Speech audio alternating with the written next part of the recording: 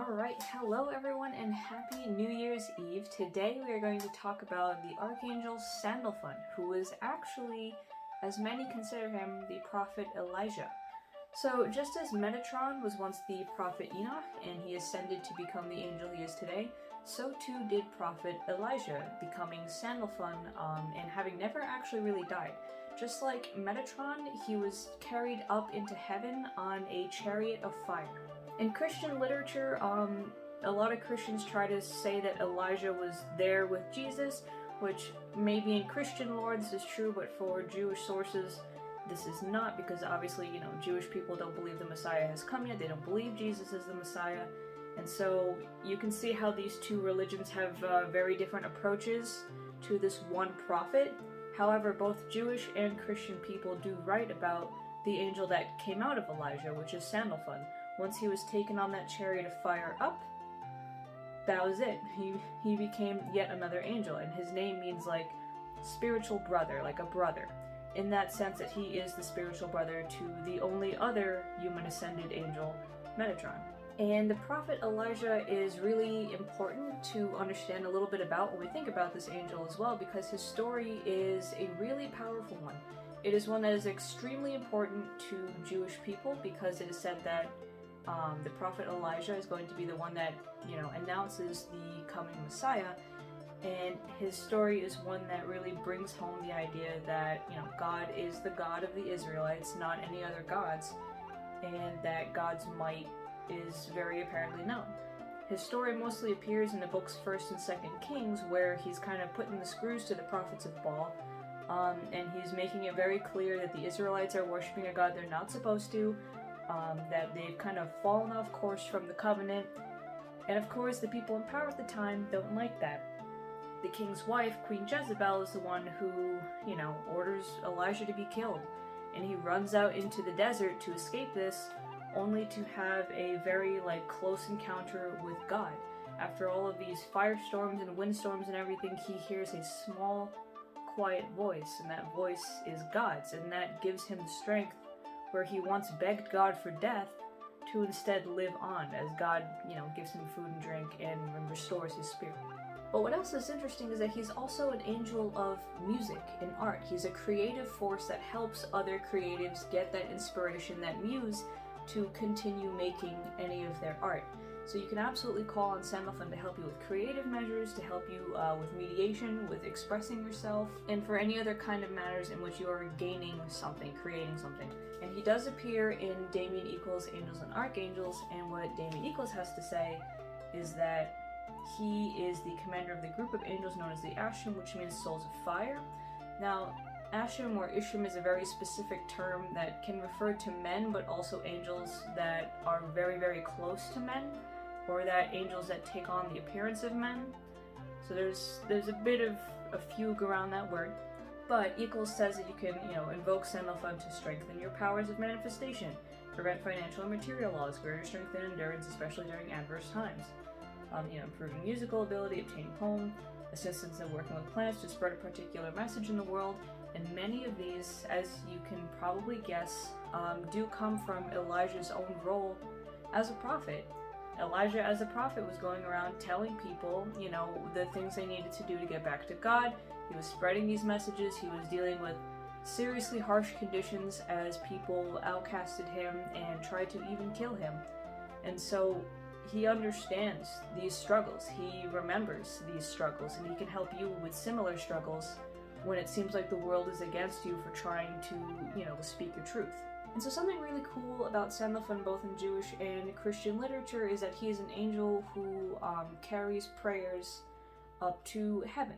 And so obviously in Christian theology, people associate Jesus as that middleman between God and man. But in more Jewish spaces, that is actually Sandalphon, because he is said to make a garland out of the prayers of people and carry it up to God's throne.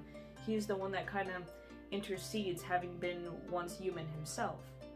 So in that regard, we could see similar themes of humans turned some form of divine who intermediate between pure divinity and pure humanity.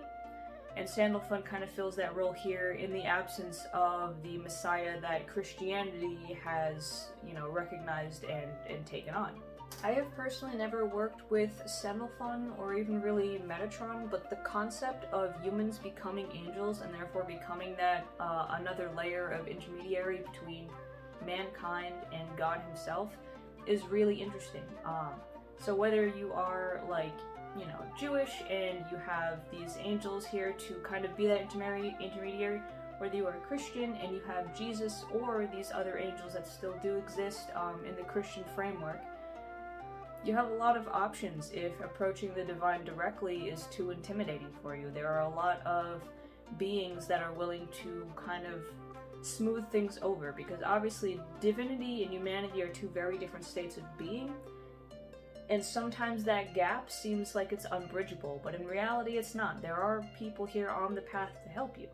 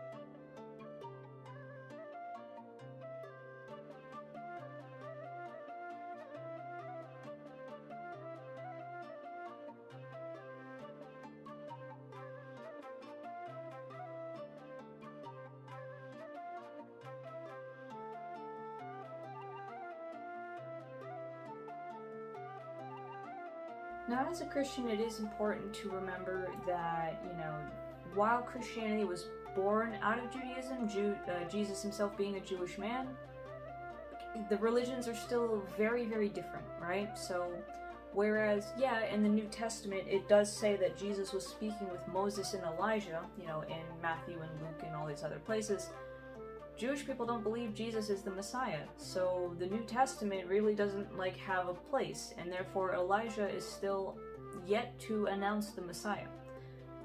So while it's kind of sometimes difficult to grasp these differences, it is still important to understand that when you are working within the religion of Christianity, you are dealing with figures and spirits like Sandalphon and other angels that have already existed in a wholly separate yet vaguely connected religion.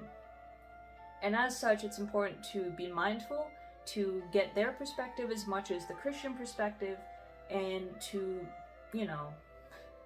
not cross boundaries and cross lines when it comes to that kind of cultural religious division, to respect other people's beliefs and understand that they're going to have a different view of Sandalphon than Christians do. And that's totally fine, that's okay. Other religions are going to have different views on these things, and so long as you remain respectful, and don't sit there trying to disprove what they believe, you do whatever you need to do. But remember that, there are some things that really aren't for Christians to bother with, like Jewish mysticism and Kabbalah. That's not really for Christians. Christians have, separate mysticism and separate traditions that they can use. And while these angels do show up in Christianity, it is important to just be mindful. There is no need to say but this, but that, but this, but that. If different Abrahamic faiths approach things different ways, there's no need to try and assert your view over theirs. It doesn't need to be that way, which is honestly kind of a whole separate topic in and of itself of the very question of Christianity and what it's doing and why. As far as I'm concerned, one of the biggest reasons that Christians have no place touching Jewish things is because of the insane brutality they have imposed upon Jewish people throughout, you know, the entire of the history of Christianity, not just recent memory, but like for centuries. And so it's because of these kinds of things that these issues arise, in my opinion. And it's because of a just complete lack of understanding of the original context of the religions itself, like of Judaism and how Christianity spawned out of it, that causes the biggest issues, in my opinion. But nonetheless, this is just a very brief overview of Sandalphon. I'm going to put some links down below that I use to, you know, kind of figure this stuff out. And as always, I hope this helps you get started on learning more about Sandalphon, especially if you are a musician or an artist, or if you are just someone with a lot to say and you are afraid of the backlash of saying it. Sandalphon is absolutely there for you. So, with all that said, I will see you guys around next week for a bit more theology talk, and I hope you guys have a great New Year's Eve and New Year's Day. See ya!